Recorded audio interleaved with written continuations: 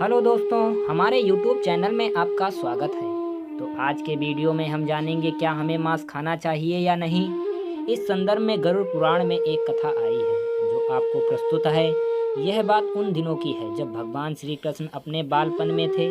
एक बार श्री कृष्ण एक पेड़ के नीचे बैठकर बांसुरी बजा रहे थे। उसी समय एक दौड़ता हुआ हिरण उनके पीछे आकर छिप गया। वो हिरण बहुत ही घबराया हुआ था।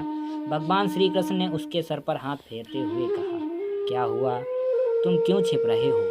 तभी उसका पीछा करते हुए एक शिकारी वहां आ पहुंचा और बोला, यह मेरा शिकार है, इसे मुझे दे दो, इस पर मेरा अधिकार है। तब भगवान श्री कृष्ण बोले, हर जीवित जीव पर उसका खुद का अधिकार होता है, ना कि किसी दूसरे का।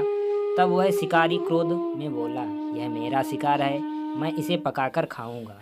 तब भगवान श्री कृष्ण बोले, किसी भी जीव को मारकर खाना पाप की श्रेणी में आता है। क्या तुम पाप के भागीदार बनना चाहते हो?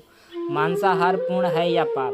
क्या तुम धर्म को नहीं जानते हो? वह शिकारी बोला, मैं आपके जितना शिक्षित तो नहीं कि ये जानूं मांस खाना पाप है या पुण्य, कि जीवों को मारकर खाना सही है या गलत। जीव को मारने से उसे नीच योनि से मुक्ति दिलाकर मैं पाप नहीं पुण्य ही कर रहा हूँ। फिर इस पर पाबंदी क्यों? इसे तो प्रोत्साहित करना चाहिए। जहाँ तक मैंने सुना है कि जीव हत्या तो शास्त्रों में भी बताया गया है। राजा लोग शिकार किया करते थे। ऐसे तमाम तर्क देते हुए श्री कृष्ण से पूछा कि फिर क्यों मांस खाना गलत है और पाप की श्रेणी में आता है? आप ही बताइए, मांस खाना पाप है या पुण्य? भगवान श्री कृष्ण समझ गए कि इसकी बुद्धि मांस खाने के कारण तामसिक हो गई है और उसे सोचने और समझने की भी बुद्धि खो दी है। फिर भगवान श्री कृष्ण बोले, इस अंतरहीन विषय पर पहले मैं कोई राय नहीं दूंगा। मेरी इस छोटी सी कहानी सुनने के बाद तुम्हारे उत्तर के जवाब आसानी से मिल जाएंगे कि मांस खाना पाप है या पुण्य, और तुम्हें मांस खाना है या नहीं। वह शिकारी सोचने लगा कि इसमें मेरा कोई घाटा नहीं है, मैं इसकी कहानी सुन ही लेता हूँ, मेरा मनोरंजन भी हो जाएगा और बाद में मुझे इसका मांस भी मिल जाएगा। तब भगवान श्री कृष्ण ने अपनी कथा आरंभ की। एक बार मगध में खाद्य संकट खड़ा हो गया। अन्न का उत्पादन कम होने के कारण राजा को चिंता हुई कि यदि समस्या का शीघ्र निदान नहीं किया गया तो संरक्षित अनाज कोष भी खत्म हो जाएगा और संकट भीषण हो जाएगा।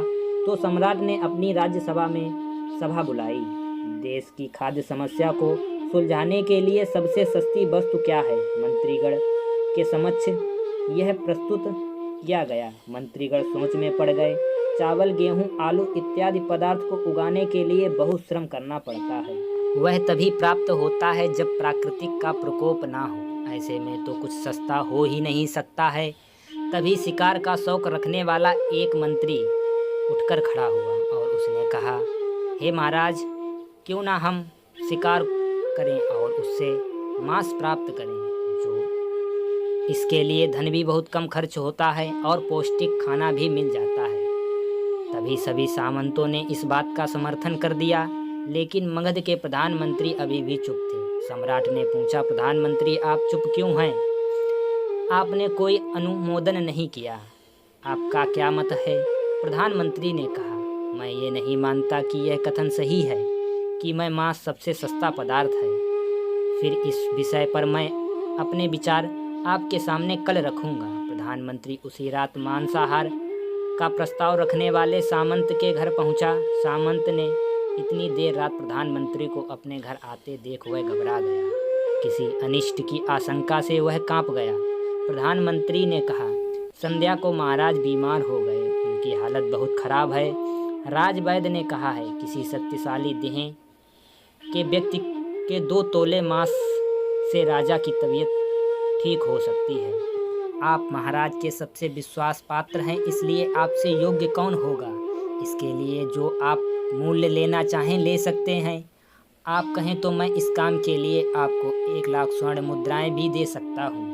एक बड़ी जागीर भी मांग सकते हैं, बस आप अपनी इच्छा कहें। मैं कतार से आपके हृदय को चीर कर बस 2 तोला मांस निकाल लूँगा। यह सुनकर सामंत के चेहरे का रंग फीका पड़ गया। वह सोचने लगा कि जब जीवन ही नहीं रहेगा तो 1 लाख स्वर्ण मुद्राओं से मैं क्या करूँगा वह बड़ी जागीर भी किसी काम नहीं आएगी। वह झटपट अंदर भागा और अपनी तिजोरी से 1 लाख स्वर्ण मुद्राएं लेकर आया। मुद्राएं देकर अपने प्रधानमंत्री के पैर पर गिर गया और गिड़गिड़ाते हुए उसने बोला, श्रीमान, मैं आपको 1 लाख स्वर्ण मुद्रा अपनी ओर से दे रहा हूँ। इस पैसे से आप किसी और सामंत के हृदय का मांस खरीद लें, किंतु मैं नहीं दे पाऊँगा। यह बात किसी और को पता ना चले, मैं आपसे आग्रह करता हूँ। प्रधानमंत्री जी यह सब समझ चुके थे। वह उसे थोड़ी और मानसिक पीड़ा देना चाहते थे। प्रधानमंत्री ने आगे कहा, सामंत, आप शरीर से बलिष्ठ हैं, आपकी कदकाठी महाराज से मिलती जुलती है, इसलिए राजवैद्य ने खास तौर पर आपका ही नाम लिया है। आपने दान में हमारे राजा की जिंदगी बचा लीजिए। आप जो भी बोलेंगे मैं देने के लिए तैयार हूँ। आप बोलेंगे तो मैं आपको प्रधानमंत्री पद भी दे दूंगा और मैं खुद आपका कर्मचारी बनकर कार्य करूंगा, पर प्रजा को हमारे राजा को दे दो, जो राजा प्रजा के हित में हमेशा कार्य करते हैं। सामंत तो फंसता हुआ दिख रहा था। उसने शरीर पर अंग वस्त्र रखकर अपने जूते भी पहन लिए। जैसे ही वह वहां से भागने वाला था, वह प्रधानमंत्री के पैरों पर लेट गया। उनसे याचना की कि प्रधानमंत्री, मैं इसके योग्य नहीं हूँ। जब प्राण ही नहीं रहेंगे तो प्रधानमंत्री के पद का क्या करूँगा? राजा का सिंहासन भी मिल जाए तो मैं उसका क्या करूँगा? आप चाहें तो मेरा सब कुछ ले लें, पर मेरे प्राण बख्श दें। मैं आपसे ये भवन और सारा धन आपको सौंप देता हूँ। रातों रात राज्य से निकल जाऊँगा। इतना कहकर वह घोड़े की ओर भागा और जैसे ही वह अपने घोड़े को गांठने लगा, आवाज़ आई, अभी अभी अपने पीछे गए तुमने अपने परिवार को ही छोड़ दिया है। सामंत बोला, मेरा परिवार मेरे साथ नहीं है। जब प्राण रहेंगे तब तो कुछ हो पाएगा, जब जीवन ही नहीं रहेगा तो कुटुंब का क्या करूँगा?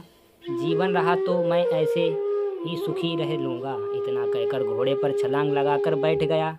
तभी प्रधानमंत्री ने घोड़े की रस्सी पकड़ ली और बोले कि आप रुक जाइए, मैं दूसरे सामंत से भी पूछ लेता हूँ। इस तरह प्रधानमंत्री हर सामंत के घर जाकर करोड़ों की मुद्राएं जमा कर लेते हैं, लेकिन कोई भी अपना मांस देने के लिए तैयार नहीं होता है। सुबह सभा में सभी सामंत और मंत्रीगण हाजिर होते हैं। सभी महाराज के आने की राह देख रहे थे। कुछ ही देर में महाराज सभा में आते हैं। सभी सामंत के मन में सवाल आने लगता है कि महाराज तो ठीक ठाक हैं, उन्हें देखकर ऐसा नहीं लगता है कि वह बीमार पड़े थे। प्रधानमंत्री सभा में करोड़ों की मुद्राएं सभा में लाने के लिए आज्ञा देता है। करोड़ों की मुद्रा देख महाराज कहते हैं, यह इतनी मुद्राएं आप कहाँ से लाए हैं? प्रधानमंत्री कहता है, महाराज, ये करोड़ों की मुद्राएं 2 तोले मांस के बदले में इन सामंतों से ही जमा की हैं, लेकिन 2 तोला मांस इन करोड़ों मुद्राओं के बदले कोई भी सामंत नहीं दे सका। तब प्रधानमंत्री कहता है, महाराज आप ही बताइए कि 2 तोले मांस के बदले ये मुद्राएं कितनी कम हैं। तब महाराज सारी सच्चाई जानते हैं और सारी प्रजा को अनाज उगाने के लिए प्रेरित करते हैं, इसलिए राज भंडार प्रजा के लिए खोल दिए जाते हैं। समय बदलता है, अनाज उगने लगता है, प्रजा भी मेहनत करने लगती है और राज्य में आया हुआ संकट समाप्त हो जाता है। लोग सुख चैन से रहने लगते हैं। श्री कृष्ण की बात सुनकर वह शिकारी क्षमा मांगने लगता है। उसको अपनी गलती का एहसास हुआ। उसने भगवान श्री कृष्ण के पैर पकड़े और कभी वह किसी जीव की हत्या नहीं करेगा, यह वचन देता है। इस कथा से आपको यह प्रेरणा मिलती है कि मांस खाना पाप है या पुण्य, इस चीज़ का आप निर्णय कर सकते हैं। किसी जीव की हत्या करते समय ये सोचो कि आप उसकी जगह होते तो आप क्या सोचते। हर एक जीव को जीने का पूरा अधिकार है। उस अधिकार को छीनने वाले घोर पाप के भागीदार बनते हैं। धर्म यही है कि शास्त्र भी यही है कि हमारा, आपका, सबका जीने का अधिकार है। मांस खाने से पाप लगता है, उससे कोई भी पुण्य नहीं होता है। अगर आपको वीडियो अच्छा लगे तो वीडियो को लाइक करें, चैनल को सब्सक्राइब करें और दोस्तों के साथ शेयर करें। थैंक यू, धन्यवाद।